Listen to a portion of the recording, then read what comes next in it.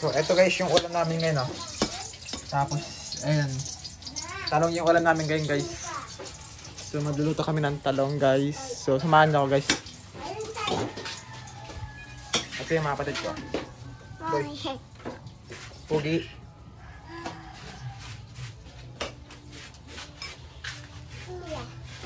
Yan, ito din si Darlene. So, nagtatakam guys kung ilang kayo magkapatid. Kami guys, magkapatid kami, 8 kayong magkapatid guys, ako yung panganay sa amin. So, nagluluto kami guys dito. Dahil wala nang panggatong, dito muna kayo nagluto. Ganyan yung luto namin ngayon guys, oh.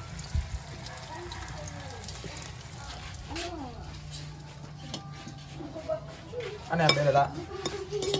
Lada yan? Lada yan? Yan guys, lada. Tapos ito yung kapatid ko. Siya na nagluto muna ngayon for today's video. Ngayon ako yung naging video ngayon. Tapos ito yung ulam namin. And syempre guys, meron tayong ulam na pato. Pato po yung ulam namin guys. Eto, pato. May pato kaming ulam, oh. Kasi patong ulam. Ang pinipit pa yan guys, oh. Para ano, ito kasi guys yung ano, yung tutlutan dito sa talong. Yan. Yan yung luto mo. Wow, yun daw. Hindi mo na pag-video.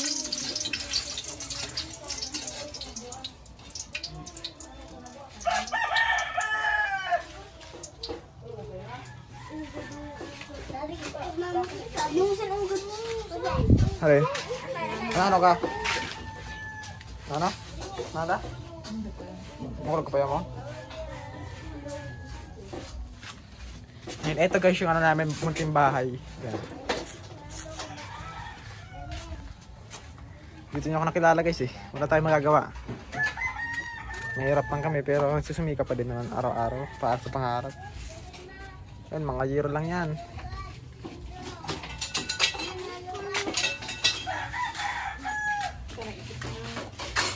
Ano? Sakit ang ulo mo? Ano mo?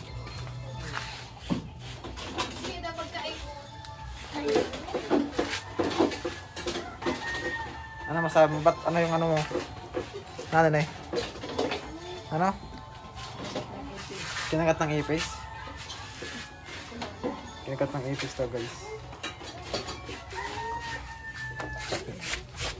So dito, istilibot natin, kapaligiran natin dito.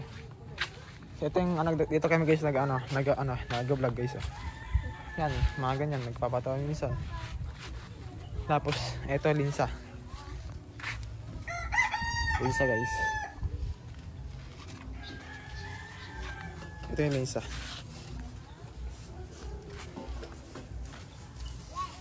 Yan, tapos, yung mga saging dito guys, nagiba talaga ng mga bagyo.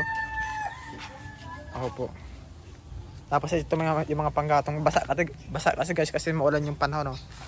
Tingnan niyo yung araw. Sobrang ulan ng panahon. Kaya doon muna kami nagluto ngayon. Dahil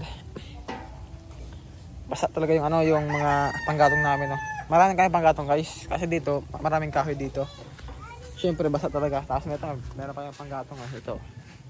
Basa talaga yung hindi kayo makaluto. Kaya doon muna kami sa sa nagluto guys para may makain kami ngayong tanghalian. Ngayong tanghalian eh.